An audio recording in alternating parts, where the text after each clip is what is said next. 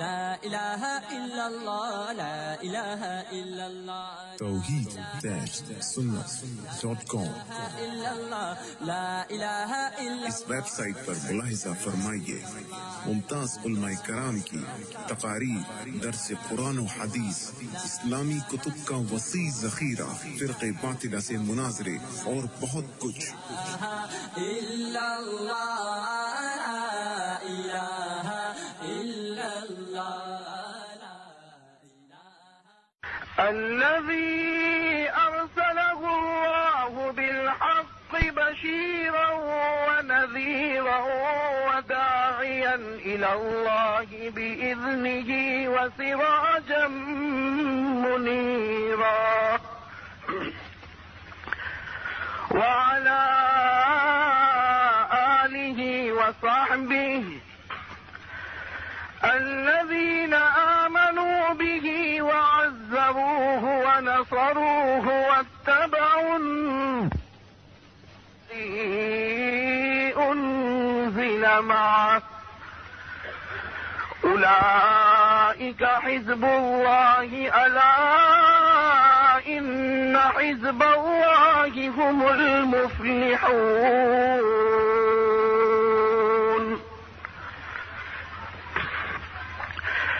أعوذ بالله من الشيطان الرجيم بسم الله الرحمن الرحيم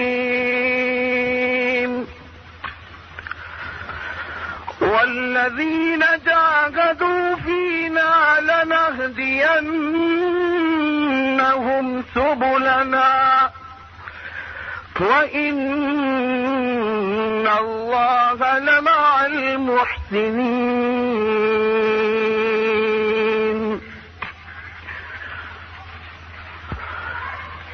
وعن أنس رضي الله تعالى عنه قال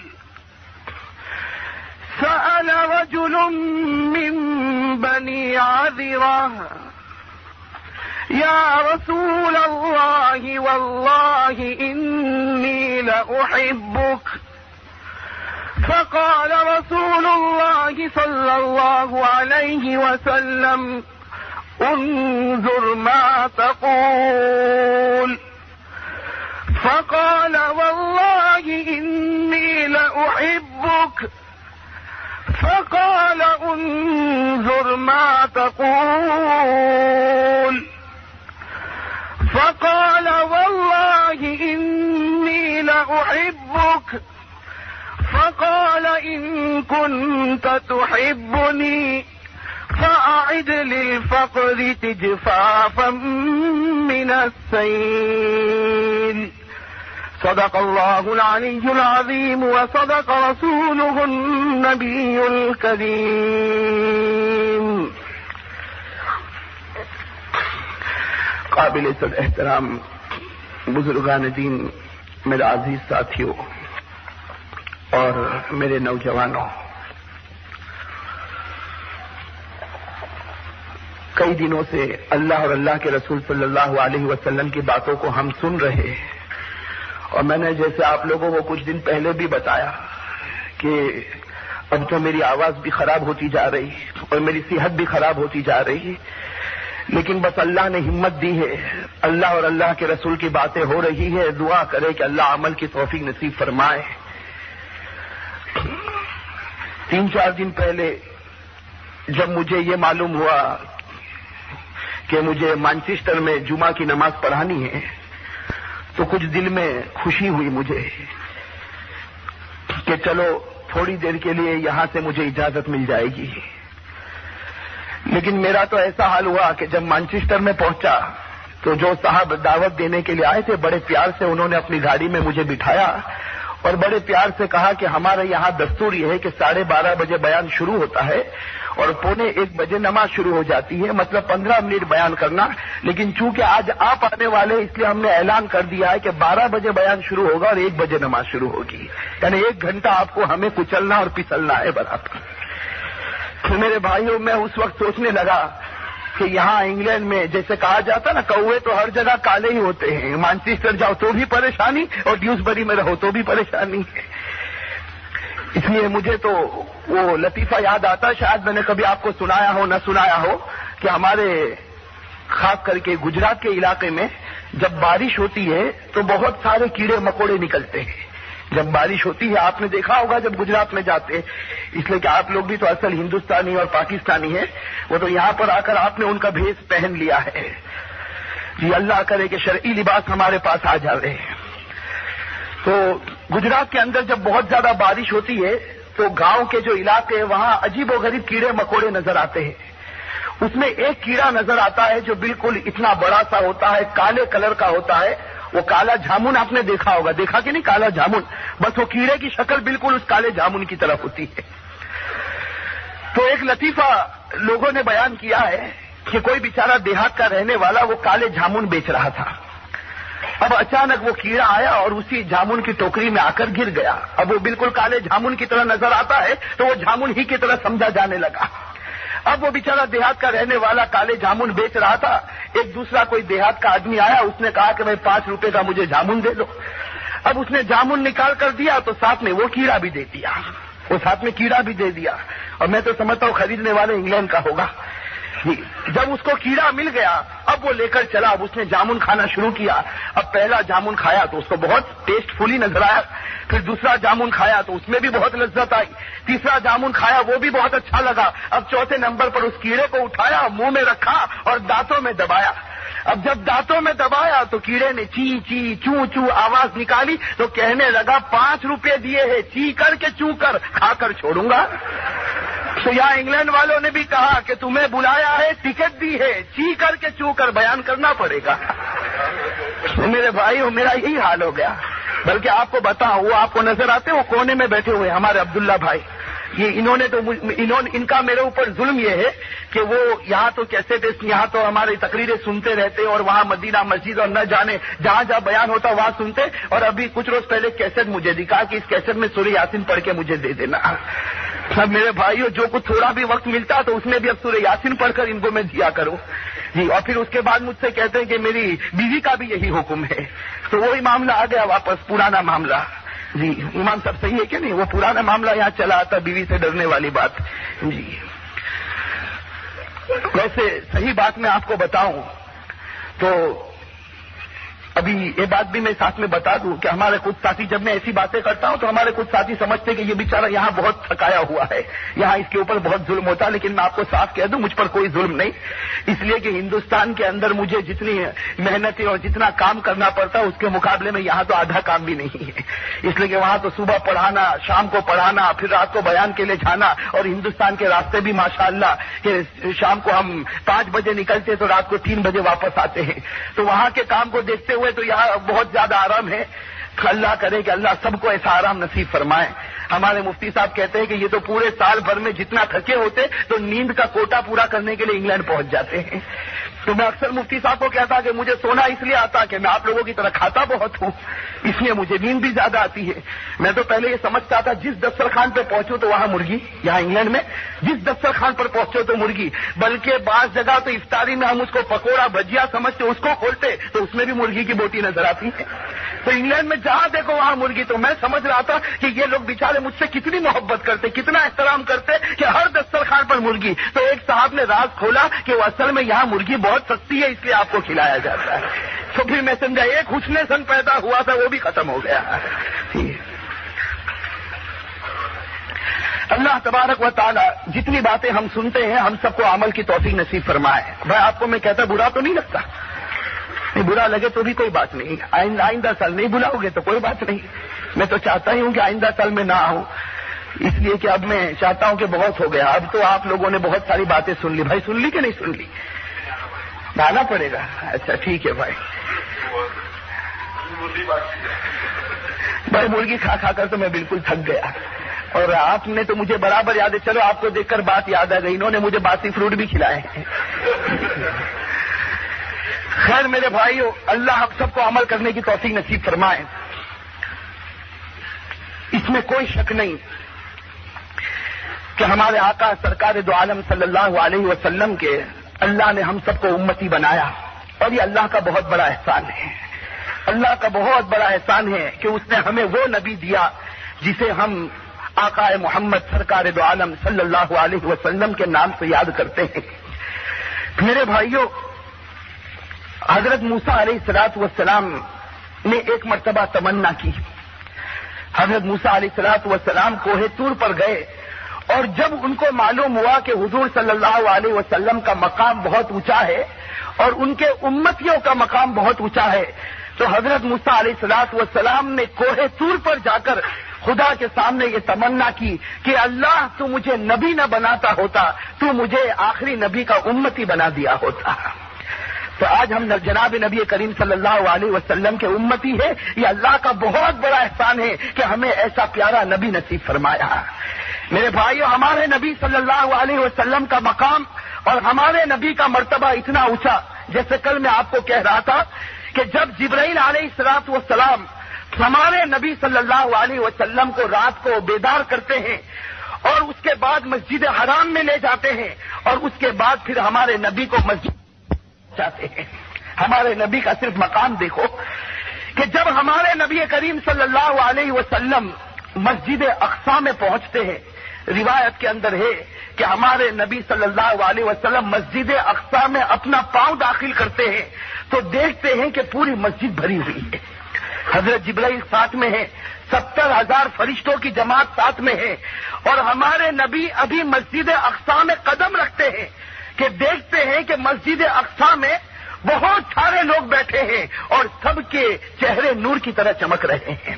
بہت سارے لوگ بیٹھے اور سب کے چہرے نور کی طرح چمکتے ہیں۔ روایت کے اندر ہے کہ ہمارے نبی مسجد اقصی کے اندر پاؤں داخل کرتے ہیں، دائیں پاؤں سے داخل ہوتے ہیں اور حضرت جبرائیل سے پوچھتے ہیں کہ جبرائیل تم مجھے مسجد اقصی میں لے کر آئے، لیکن یہ رات کے وقت میں اتنے سارے خوبصورت لوگ کون بیٹھے، اتنے نورانی لوگ کون بیٹھے ہیں، اس کا ذرا مجھے پتا تو بتاؤ۔ حضرت جبرائیل علیہ السلام جواب دیتے کہ نبی ابھی کچھ نہ پوچھو، ابھی تو خدا کا حکم ہے کہ آگے بڑھتے جاؤ، آگے بڑھتے جاؤ۔ بس ہمارے نبی مسجد اقصی میں داخل ہوتے، آگے بڑھتے ہیں، اب ساری صفیں لگی ہوئی ہے اور سارے نورانی انسان بیٹھے ہوئے، اب ہمارے نبی سب کے درمیان سے آگے بڑھتے، پیچھے جبرائیل ہے اور ہمارے نبی صلی اللہ علیہ وسلم فرماتے جب میں آگے بڑھتا تھا میرے کان میں اذان کی آواز آ رہی تھی، بس میں آگے بڑھا، امامت کی جگہ پر پہنچا تو جبرائیل علیہ السلام نے کہا اے نبی آگے بڑھ کر 2 رکعت نماز پڑھا دیجئے، آگے بڑھیے اور 2 رکعت نماز پڑھا دیجئے۔ میرے بھائیوں، یہ وہ معراج کا واقعہ ہے کہ ہمارے نبی صلی اللہ علیہ وسلم کے بارے میں ہے فقام النبی صلی اللہ علیہ وسلم وصلی رکعتین۔ ہمارے نبی صلی اللہ علیہ وسلم آگے بڑھتے ہیں اور جتنے لوگ بیٹھے تھے سب ہمارے نبی کے پیچھے کھڑے ہو جاتے، ہمارے نبی 2 رکعت نماز پڑھاتے۔ فلما سلم، جب ہمارے نبی صلی اللہ علیہ وسلم سلام پھیرتے، اس کے بعد جبرائیل سے پوچھتے کہ جبرائیل میری سمجھ میں کچھ نہیں آیا، یہ آدھی رات کو تم مجھے مسجد اقصی میں لے کر آئے اور پورے مجمع میں نورانی لوگ بیٹھے تھے اور مجھے آگے بڑھا دیا گیا، میں نے 2 رکعت نماز پڑھائی، اے جبرائیل میری کچھ سمجھ میں نہیں آتا کہ میں نے کن لوگوں کو نماز پڑھائی، اس لیے کہ جس مقتدی کو میں دیکھتا ہوں تو اس کا چہرہ نور کی طرح چمک رہا ہے۔ روایت کے اندر ہے کہ حضرت جبرائیل علیہ السلام فرماتے ہیں کہ اے نبی تمہیں معلوم نہیں آج خدا نے تمہارا مقام اتنا اونچا بنایا، اے نبی آج خدا نے تمہارا مقام اتنا اونچا بنایا کہ آج اللہ کا حکم تھا کہ میرا آخری نبی امامت کرائے گا اور سارے انبیاء مقتدی بن کر نماز پڑھیں گے۔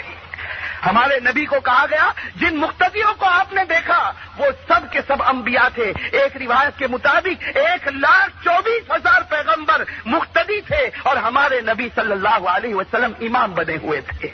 اسی لیے ہمارے نبی کو امام المرسلین کہا جاتا کہ سارے نبی اپنی جگہ پر بڑے ہوں گے لیکن سب کے سردار اگر کوئی ہے تو وہ ہمارے آقا سرکار دو عالم صلی اللہ علیہ وسلم سردار ہے۔ ارے میرے بھائیو، ہمارے نبی کا مقام تو اتنا اونچا کہ اللہ تبارک و تعالیٰ نے جب حضرت آدم کو پیدا فرمایا، جب اللہ تبارک و تعالیٰ نے حضرت آدم کو پیدا فرمایا اور حضرت آدم کے اندر روح آ گئی اور حضرت آدم علیہ السلام نے اپنی آنکھیں کھولی تو سب سے پہلے حضرت آدم کو خدا کا عرش نظر آیا۔ سب سے پہلے حضرت آدم کی نگاہ پڑی خدا کے عرش پر اور خدا کے عرش پر لکھا تھا لا الہ الا اللہ محمد الرسول اللہ۔ خدا کے عرش پر لکھا تھا لا الہ الا اللہ محمد الرسول اللہ. روایت کے اندر ہے کہ حضرت آدم چونک گئے, کہنے لگے کہ اے اللہ, یہ لا الہ الا اللہ تو میری سمجھ میں آ گیا, اس لیے کہ تو ہی میرا معبود, اس لیے کہ وہاں تو خدا موجود ہے اور دنیا کی مخلوق میں صرف آدم موجود ہے. تو آدم کہتے ہیں کہ لا الہ الا اللہ تو میری سمجھ میں آ گیا, اے خدا میں جانتا ہوں کہ لا الہ الا اللہ کا مطلب یہی ہے کہ تو ہی میرا معبود, تو ہی میرا مسجود, تو ہی میرا پیدا کرنے والا. یہ لا الہ الا اللہ تو میری سمجھ میں آ گیا, لیکن اللہ اتنا بتا یہ محمد الرسول اللہ کیا چیز ہے, یہ محمد کیا چیز ہے, یہ رسول کیا چیز ہے. روایت کے اندر ہے کہ اللہ تبارک و تعالی حضرت آدم سے کہتے ہیں یا آدم لولاہ ما خلقت الافلاک والارضین. یا آدم, اللہ تعالیٰ کہتے آدم کان کھول کر سن لے, تجھے یہ محمد سمجھ میں نہیں آتا, تجھے رسول سمجھ میں نہیں آتا, کان کھول کر سن لے. اگر محمد کو پیدا کرنا نہ ہوتا تو میں یہ 7 آسمان اور زمین کو کبھی پیدا نہ کرتا. میرے بھائی سوچو, ہمارے نبی صلی اللہ علیہ وسلم کا مقام سوچو کہ آدم کا وجود ہوتا ہے اور ہمارے نبی کا نام عرش کے اوپر موجود ہوتا ہے.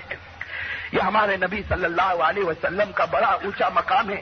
یہی تو وجہ ہے کہ ایک مرتبہ ہمارے نبی صلی اللہ علیہ وسلم ایک پہاڑ کے اوپر چڑھ گئے, حضرت ابو بکر بھی ساتھ میں چڑھ گئے, حضرت عمر فاروق بھی ساتھ میں چڑھ گئے.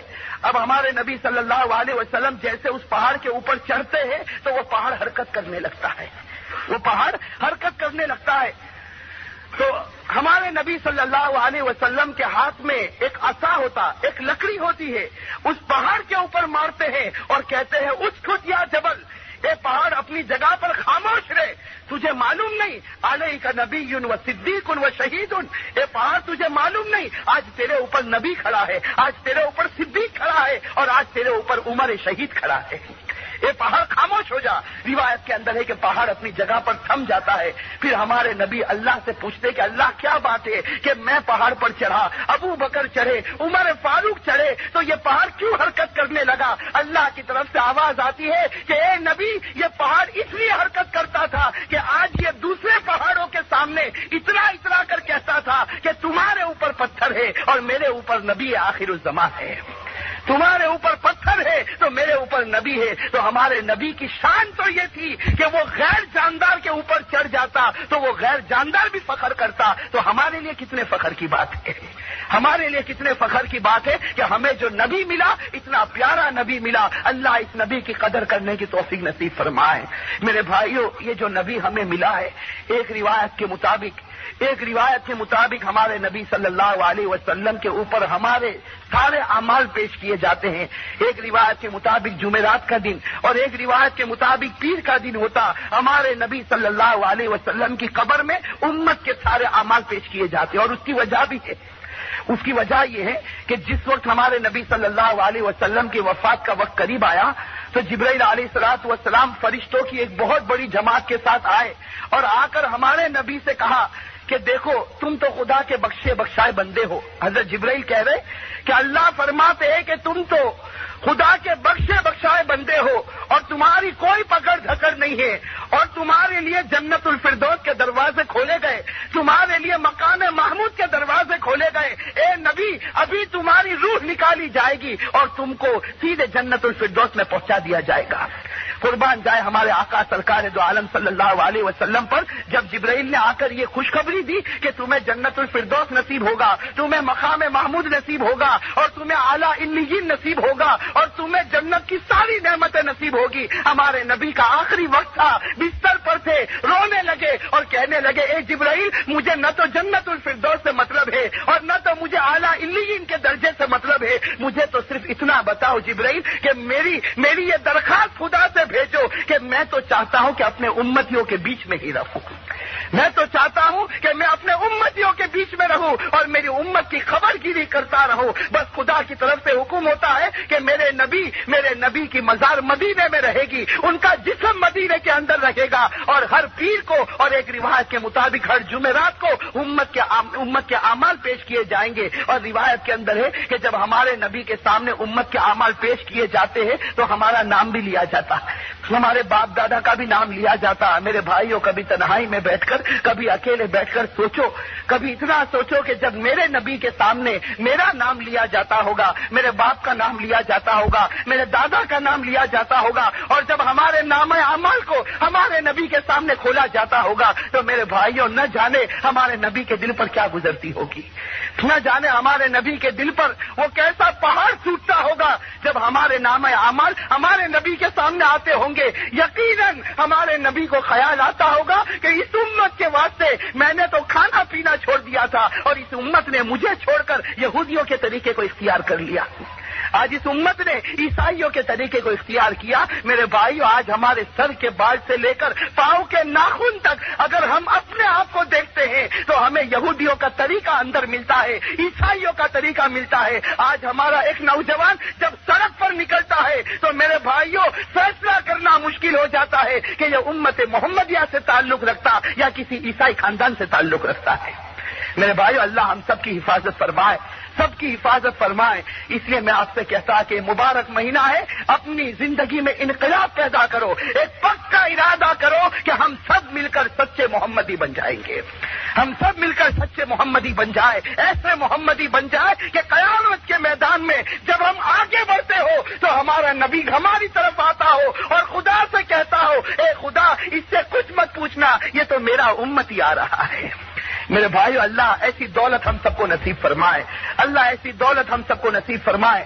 ہم دیکھیں کہ اللہ تبارک و تعالیٰ کی جو 3 چیزیں چل رہی تھی, اس میں جو پہلی چیز تھی کہ اللہ تعالیٰ ایک ہی آواز لگاتا ہے کہ اے میرے بندو میرے راستے میں قربانی پیش کرو. بذل الاستطاع, کہ اے میرے بندو میرے راستے میں قربانی پیش کرو. اور میرے بھائیوں, صحابہ کرام کی زندگی کو اٹھا کر دیکھے کیسی عجب قربانی انہوں نے پیش کی. روایت کے اندر ہے جب غزوہ بدر ہونے والا تھا, مسلمانوں کی تعداد صرف 313, مسلمانوں کی تعداد صرف 313 ہے, اور غزوہ بدر شروع ہونے والا ہے. روایت کے اندر ہے کہ جب بالکل لڑائی کا موقع شروع ہوتا ہے, جنگ کا وقت شروع ہوتا ہے, ہمارے نبی کی آنکھوں میں آنسو ہے اور اعلان کرتے ہیں سابقوا الی مغفرۃ من ربکم, اعلان کرتے ہیں سابقوا الی مغفرۃ من ربکم وجنۃ عرضها السماوات والارض اعدت للمتقین. این جنگ کا وقت شروع ہوتا, لڑائی بالکل قریب ہے, ہمارے نبی کے آنکھوں میں آنسو ہے اور اعلان کرتے ہیں کہ اے میرے صحابہ آج آگے بڑھو, جو آگے بڑھے گا خدا اس کو معاف کر دے گا. اے میرے صحابہ آگے بڑھو, جنت تمہارے سامنے ہے جس کی چوڑائی آسمان اور زمین کے برابر ہے, بس ہمت کر کے آگے بڑھو. روایت کے اندر ہے کہ روایت کے اندر ایک صحابی, بیچارے بڑے غریب صحابی, اور لکھا ہے کہ 3 دن ہو گئے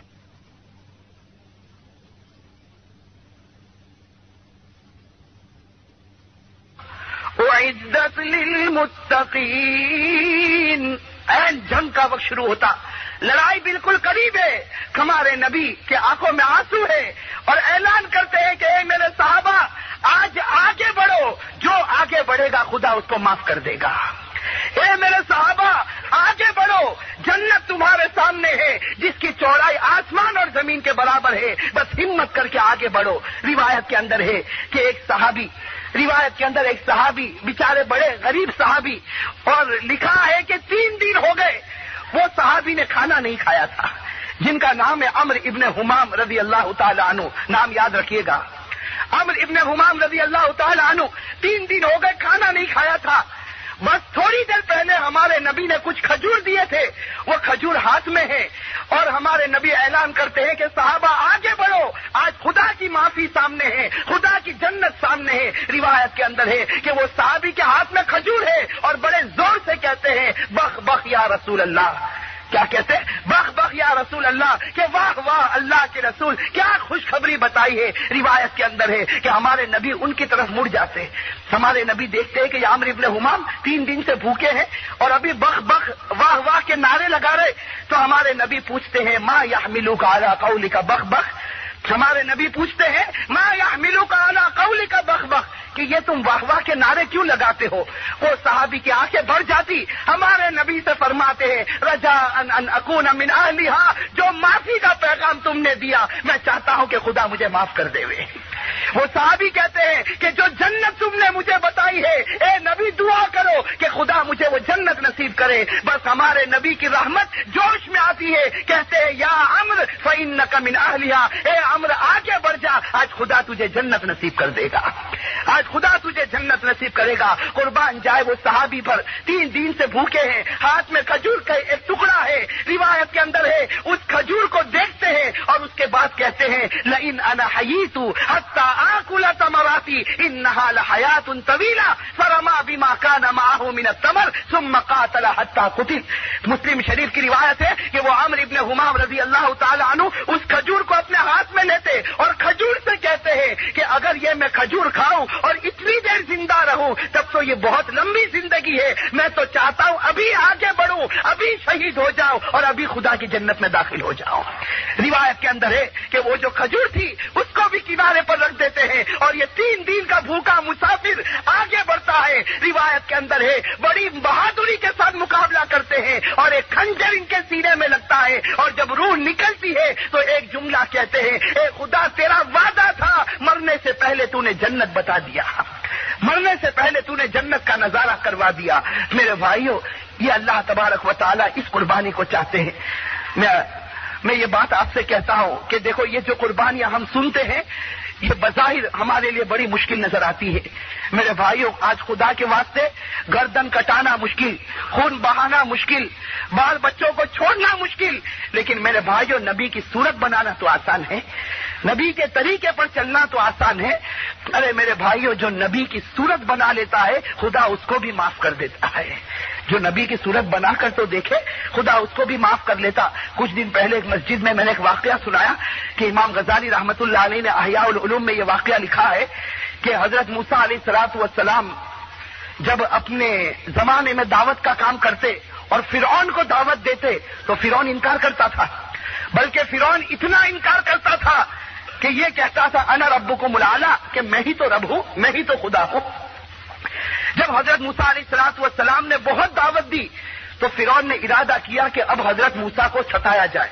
اب اس نے ستانے کی بہت ساری اسکیمیں شروع کی، بہت سارے طریقے اختیار کیے کہ کسی طرح موسیٰ کو ستایا جائے. ان ساری اسکیموں میں ایک طریقہ اس نے یہ اختیار کیا کہ ایک انسان کو تیار کیا. فرعون نے ایک انسان کو تیار کیا اور اس کو کہا کہ میں تجھے تنخواہ دوں گا، میں تجھے پیسے دوں گا، تیرا کام یہ ہے کہ بس تو موسیٰ جیسی نقل کرتا ہے ویسی نقل کرنا شروع کر دے. یعنی موسیٰ علیہ الصلوۃ والسلام جیسا لباس پہنتے ویسا تو لباس پہن، موسیٰ جیسے چلتے ہیں ویسا تو چل، موسیٰ جیسے باتیں کرتے ویسے تو بات کر، تاکہ جب لوگ تجھے دیکھیں گے تو لوگ تجھے دیکھ کر موسیٰ کی مذاق اڑائیں گے. اور ایسے آدمی کو انگریزی میں جوکر کہا جاتا، مسخرہ کہا جاتا. اب فرعون نے ایک انسان کو اس کے لیے تیار کر دیا جس کا کام ہی یہ ہے کہ وہ موسیٰ علیہ الصلوۃ والسلام کی مذاق اڑائے. بس وہ آدمی کرتا بھی یہ تھا کہ جب حضرت موسیٰ بازار میں نکلتے تو یہ بھی بازار میں نکلتا اور موسیٰ کے ساتھ ساتھ میں چلتا، وہی لباس وہی انداز، اور یہ دیکھ کر سارے لوگ حضرت موسیٰ کا مذاق اڑاتے اور حضرت موسیٰ کو بہت دکھ ہوتا. حضرت موسیٰ علیہ الصلوۃ والسلام کو بڑی تکلیف ہوتی کہ اللہ یہ کیا بلا ہے کہ جو میں کرتا ہوں یہ بھی میری نقل کرتا ہے اور اس طریقے سے ایک نبی کی مذاق اڑاتا ہے. روایت کے اندر اور قرآن کریم کے اندر ہے کہ وہ بہت دنوں کے بعد پھر جب اللہ کا عذاب آیا، وہ بہت لمبا چوڑا واقعہ ہے کہ اللہ کا عذاب آیا اور فرعون بھی ڈوب گیا اور اس کا سارا لشکر بھی ڈوب گیا. روایت کے اندر ہے کہ جب فرعون ڈوبا ہے تو اس کے لشکر میں یہ مسخرہ بھی موجود تھا، یہ جو نقل کرنے والا یہ بھی موجود تھا. اور آپ کو معلوم ہے کہ موسیٰ علیہ الصلوۃ والسلام بنو اسرائیل کے ساتھ دریا کے ایک کنارے پر ہے اور دوسری جگہ پر فرعون بھی ڈوب جاتا ہے، اس کا پورا لشکر ڈوبتا ہے. روایت کے اندر ہے کہ حضرت موسیٰ کو جب خبر ملتی ہے کہ فرعون بھی مر چکا، اس کے سارے لشکری بھی مر گئے، تو حضرت موسیٰ آگے بڑھتے ہیں تو دیکھتے ہیں کہ یہ آدمی جو موسیٰ کی نقل کرتا تھا یہ زندہ کھڑا ہے، یہ زندہ کھڑا ہے. بس حضرت موسیٰ علیہ الصلوۃ والسلام کی جب نظر پڑتی ہے تو فوراً اللہ کے سامنے ہاتھ اٹھا کر کہتے ہیں کہ اللہ ایک باقی ہے. کہتے اللہ ایک باقی ہے، تو نے تو کہا تھا میں سب کو ختم کر دوں گا، لیکن ایک جو میری نقل کرتا تھا وہ باقی ہے. اللہ تعالیٰ کی طرف سے آواز آتی ہے اے موسیٰ ہم نے تو اس کو ہدایت سے مالا مال کر دیا ہے، ہم نے تو اس کو ہدایت دے دی ہے. حضرت موسیٰ کہتے ہیں کہ اللہ اس کو کیسے ہدایت ملی؟ اس کی وجہ سے لوگ میری مذاق اڑاتے تھے۔ اللہ کہتے ہیں موسیٰ وہ نبی کی شکل بناتا تھا، نبی کی صورت بناتا تھا، جو نبی کی صورت بناتا ہے میں اس کو معاف کر دیتا ہوں۔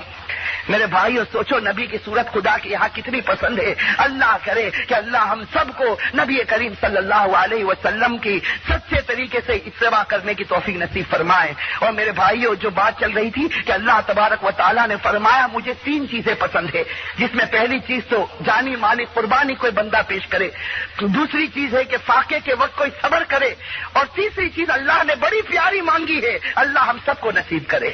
تیسری چیز اللہ نے فرمائی البکاء عند الندامہ، اللہ نے فرمایا اے میرے گنہگار بندے اگر گناہ ہو جائے میرے سامنے رو لینا، میں تجھے معاف کر دوں گا۔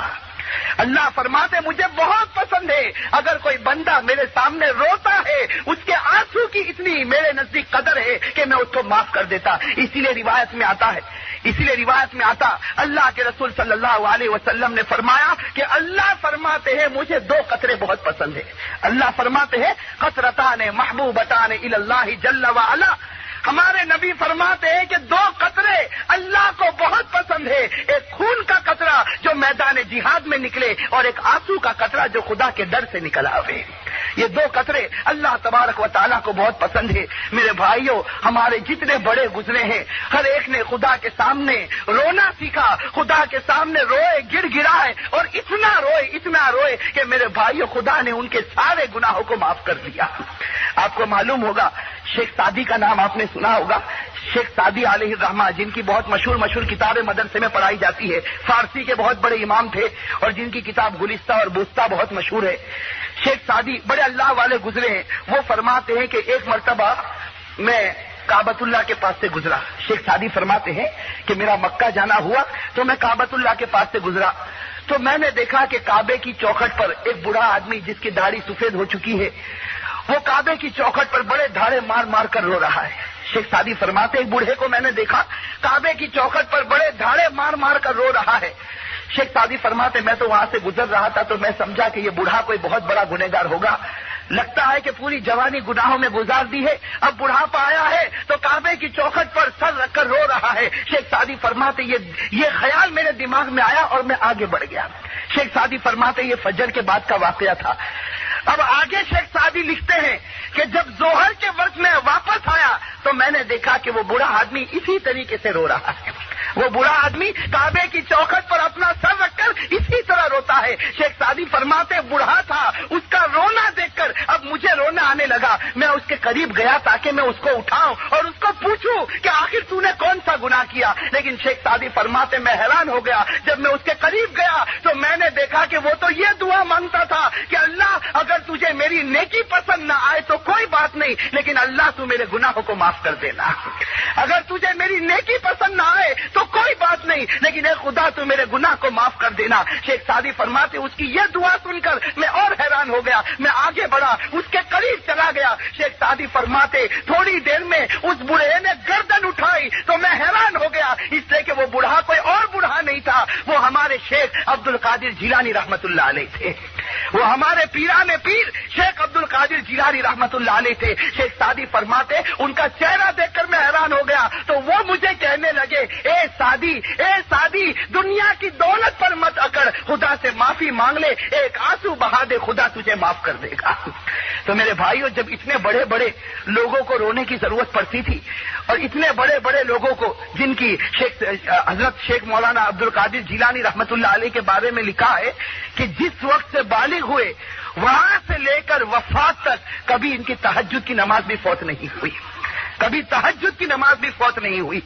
میرے بھائیو جس کی تہجد کی نماز کبھی فوت نہ ہوئی ہو وہ تو خدا کے سامنے دھاڑے مار کر روتا ہو۔ اور میرے بھائیو ہم لوگ جنہوں نے آج نبی کے دل کو دکھایا، نہ جانے ہم نے صحابہ جس راستے کو لے کر چلے تھے، ایک ایک صحابی نے جو قربانی دی تھی، اپنے خون کا ایک ایک قطرہ بہایا تھا، میرے بھائیو آج ہم نے ان کی عزت کا بھی خیال نہ رکھا۔ اس لیے میرے بھائیو یہ رمضان کا مہینہ ہے، اب تو وقت آ گیا، اب خدا سے مانگو میرے بھائیو، خوب مانگو، رات کے اندھیرے اندھیرے میں اٹھ جاؤ، دن کے اجالے میں اٹھ جاؤ. یہ رمضان کے 24 گھنٹے مغفرت کے گھنٹے ہیں میرے بھائیو. جب بھی ہاتھ اٹھاؤ گے خدا ہماری جھولی بھر دے گا.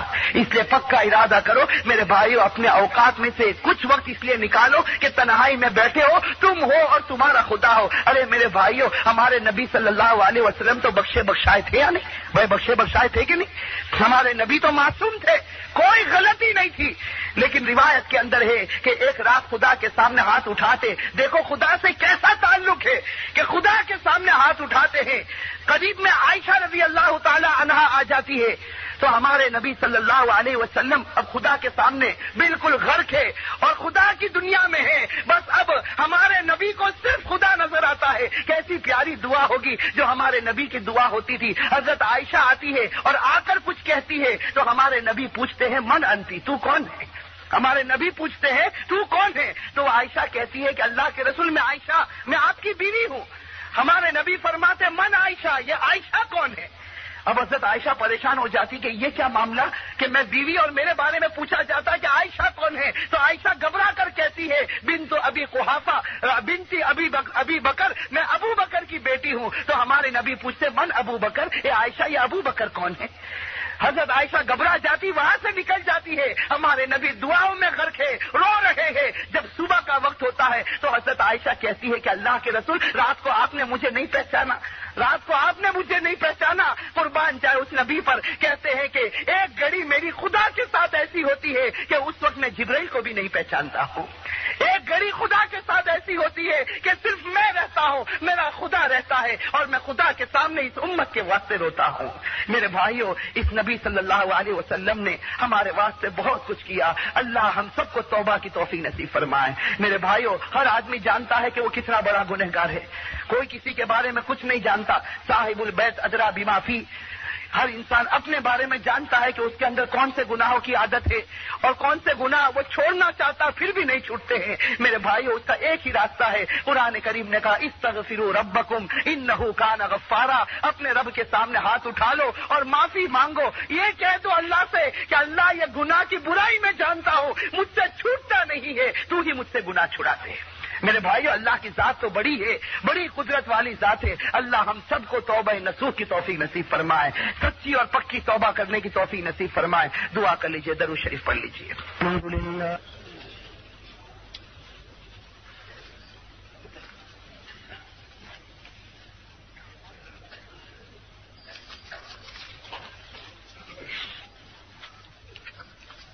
اللهم صل على محمد وعلى آل محمد كما صليت على إبراهيم وعلى آل إبراهيم إنك حميد مجيد. اللهم بارك على محمد وعلى آل محمد كما باركت على إبراهيم وعلى آل إبراهيم إنك حميد مجيد. ألف لام ميم. الله لا إله إلا هو الحي القيوم وعنت الوجوه للحي القيوم. يا حي يا قيوم برحمتك نستغيث. يا حي يا قيوم برحمتك نستغيث. يا حي يا قيوم برحمتك نستغيث. إن الله وملائكته يصلون على النبي يا أيها الذين آمنوا صلوا عليه وسلموا تسليما. اللهم صل على محمد النبي الأمي وعلى آله وسلم تسليما. اللهم صل على محمد في أول كلامنا. اللهم صل على محمد في أوسط كلامنا. اللهم صل على محمد في آخر كلامنا. اللهم اغفر أمة محمد صلى الله عليه وسلم. اللهم ارحم أمة محمد صلى الله عليه وسلم. اللهم احفظ أمة محمد صلى الله عليه وسلم. اللهم تجاوز عن أمة محمد صلى الله عليه وسلم. اللهم فرج كرب أمة محمد صلى الله عليه وسلم. ربنا آتنا في الدنيا حسنة وفي الآخرة حسنة وقنا عذاب النار. ربنا ظلمنا أنفسنا وإن لم تغفر لنا وترحمنا لنكونن من الخاسرين. اللهم إنك عفو كريم رحيم تحب العفو فاعف عنا يا كريم.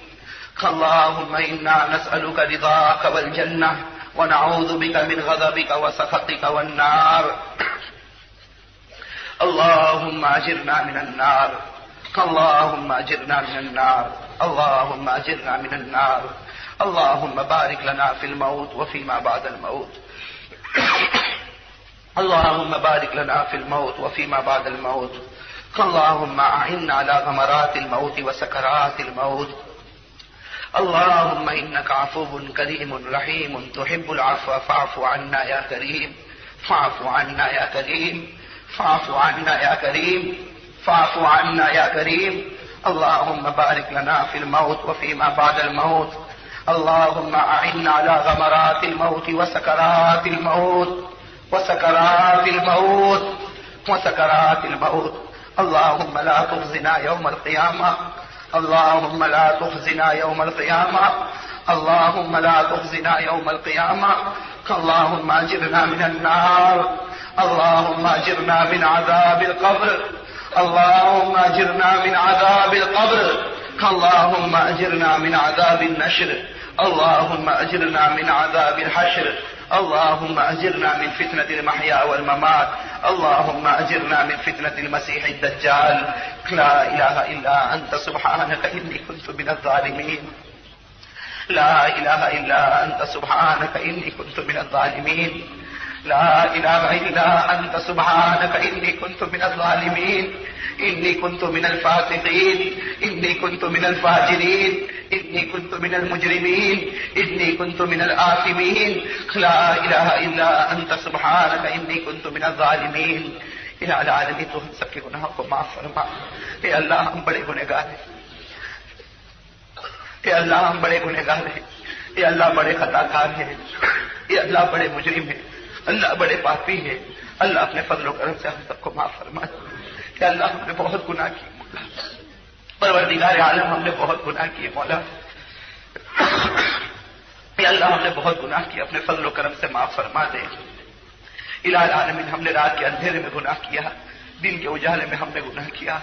کہ اللہ ہم نے بڑے بڑے پاپ کیے مولا. اپنے فضل و کرم سے معاف فرما دے. اے اللہ تیرا بڑا احسان ہے مولا. ہم گناہ کرتے تو گناہ پر پردہ ڈال دیتا ہے مولا. کہ اللہ تیرا بڑا احسان ہے مولا. ہم گناہ کرتے تو گناہ پر پردہ ڈال دیتا. اے اللہ تو ہمارے گناہ کو ایسے چھپا دیتا کہ ہمارے قریب بیٹھنے والے کو بھی پتہ نہیں چلتا. اے اللہ ہم سے ہاتھ ملانے والے کو بھی پتہ نہیں چلتا. اے اللہ ہم سے بات کرنے والے کو بھی پتہ نہیں چلتا. الہ العالمین تو بڑا کریم ہے مولا. تو بڑا رحمان ہے مولا. تو بڑا رحیم ہے مولا. اے اللہ تو بڑا دینے والا ہے مولا. اے اللہ تو بڑا دینے والا ہے مولا. کہ اللہ تو نے دینے میں کوئی کمی نہیں چھوڑی مولا. الہ العالمین تو ہم سب کے گناہوں کو معاف فرما دے. اے اللہ معاف کر دے مولا. اے اللہ تو معاف نہیں کرے گا تو کون کرے گا مولا. اے اللہ تیرے سوا ہمارا کون ہے مولا. اے اللہ تو ہی ہمارا معبود ہے. تو ہی ہمارا مسجود ہے. تو ہی ہمارا خالق ہے. تو ہی ہمارا مالک ہے. یہ الہ العالمین اپنے فضل و کرم سے معاف فرما دے. الہ العالمین اپنے فضل و کرم سے معاف فرما دے. اے اللہ معاف فرما دے. اے کریم آقا معاف فرما دے. اے اللہ تو ہی ہمارے لیے سب کچھ ہے مولا. اے اللہ ہم تو ایک ہی بات جانتے ہیں مولا کہ تو نے جب تیرے کلام پاک کو شروع کیا تو اپنے آپ کو رحمان اور رحیم کہا. اے اللہ تو نے اپنے آپ کو کریم کہا. اے اللہ کریم اس کو کہا جاتا ہے جو بغیر مانگے دیتا ہے. کہ اللہ کریم اس کو کہا جاتا ہے جو بغیر مانگے دیتا ہے. اے اللہ رحمان اس کو کہا جاتا ہے جو بڑے بڑے گناہوں کو معاف کر دیتا ہے. اے اللہ رحیم اس کو کہا جاتا ہے جو اپنے چھوٹوں کی غلطی کو کبھی نہیں دیکھتا. اے اللہ ہم تیرے مقابلے میں بہت چھوٹے ہیں مولا. الہ العالمین ہم تیرے مقابلے میں کچھ نہیں ہے مولا. اے اللہ تیری طاقت کا ہمارے سامنے کوئی مقابلہ نہیں ہو سکتا مولا. الہ العالمین ہم کمزوروں کو آزاد دے کر تجھے کیا ملے گا مولا. اے اللہ ہم کمزوروں کو آزاد دے کر تجھے کیا ملے گا مولا. الہ العالمین تو ہم سے کوئی امتحان مت لے مولا. اے پروردگار تو ہم سے کوئی امتحان مت لے مولا. اے اللہ تجھے جو امتحان لینا تھا تو نے نبیوں سے لے لیا. جو امتحان لینا تھا صحابہ سے لے لیا. جو امتحان لینا تھا تجھے اولیاء سے لے لیا. اے اللہ ہم جیسوں کو امتحان میں مت مبتلا کر مولا. اے اللہ ہم تجھے کیا امتحان دیں گے مولا. اے اللہ ہمارے نام اعمال میں گناہ کے سوا کچھ نہیں ہے مولا. کچھ نہیں ہے مولا. اے اللہ اپنے فضل و کرم سے معاف فرما دے. الہ العالمین معاف فرما دے.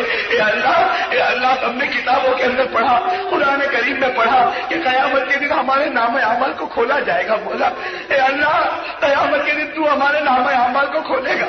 اے اللہ آج بڑے مجمع میں ہم اقرار کرتے ہیں کہ ہم گنہگار ہیں مولا. اے اللہ ہم گنہگار ہیں مولا. اے اللہ ہم گنہگار ہیں مولا. اور اے اللہ تو ہمارا نام اعمال مت کھولنا مولا. اے اللہ میرا بھی نام اعمال مت کھولنا, کسی کا نہیں کھولنا مولا. اے اللہ اس لیے کہ مولا میں کسی کے بارے میں تو کچھ نہیں جانتا, لیکن میں میرے بارے میں جانتا ہوں مولا کہ میرے نام اعمال میں صرف تجھے گناہ نظر آئیں گے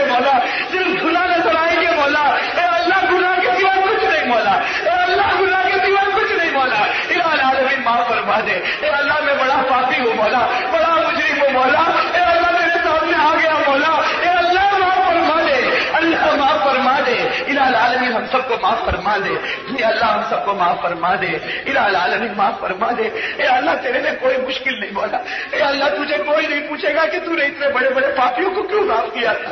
اے اللہ ہمارا دل کبھی کبھی کہتا ہے کہ خدا تجھے معاف نہیں کرے گا، اے اللہ لوگ کہتے ہیں کہ خدا تجھے معاف نہیں کرے گا، اے اللہ ہمارا معاشرہ کہتا ہے کہ خدا تجھے نہیں بخشے گا، لیکن اللہ تیرے لیے کوئی مشکل نہیں مولا، اے اللہ تیرے لیے کوئی مشکل نہیں مولا، تو معاف فرما دے، اللہ معاف فرما دے، الہ العالمین معاف فرما دے، اے اللہ تو ہم سب کو معاف فرما دے، کہ الہ العالمین معاف کر دے مولا، اے اللہ تیرا کچھ نہیں جائے گا مولا، اے اللہ تیری رحمت اتار دے مولا، اے اللہ اتار دے مولا، اے اللہ تو دیکھ مولا کتنا بڑا، اے اللہ ہم سب کو معاف فرما دے، الہ العالمین معاف فرما دے، اے اللہ تیرے لیے کوئی مشکل نہیں مولا، اے اللہ تجھے کوئی نہیں پوچھے گا کہ تو نے اتنے بڑے بڑے پاپیوں کو کیوں معاف کیا تھا، اے اللہ ہمارا دل کبھی کبھی کہتا ہے کہ خدا تجھے معاف نہیں کرے گا، اے اللہ لوگ کہتے ہیں کہ خدا تجھے معاف نہیں کرے گا، اے اللہ ہمارا معاشرہ کہتا ہے کہ خدا تجھے نہیں بخشے گا، لیکن اللہ تیرے لیے کوئی مشکل نہیں مولا، اے اللہ تیرے لیے کوئی مشکل نہیں مولا، تو معاف فرما دے، اللہ معاف فرما دے،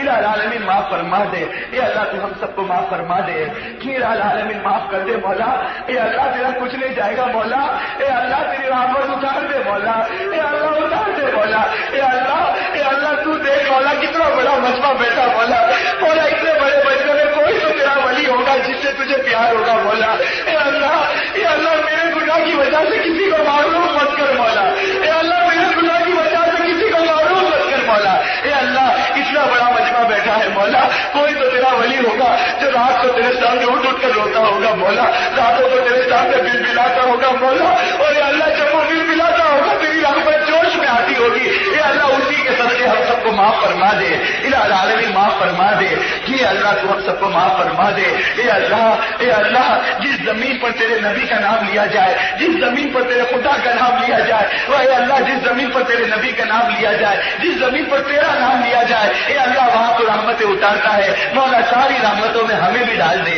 اے اللہ ساری رحمتیں ہمیں بھی لٹا دے، اے العالمین تو ہم سب کو معاف فرما دے، اے اللہ تو معاف فرما دے، اے اللہ معاف فرما دے، اے اللہ تیرے نبی صلی اللہ علیہ وسلم کی سچی محبت دل میں ڈال، اے اللہ تیرے نبی نے ہمارے واسطے بہت کچھ کیا مولا، بہت کچھ کیا مولا، کہ اللہ کیا ضرورت تھی تیرے نبی کو ہر نماز کے بعد ہمیں یاد کرتے تھے مولا، ہر نماز کے بعد ہمیں یاد کرتے تھے مولا، اے اللہ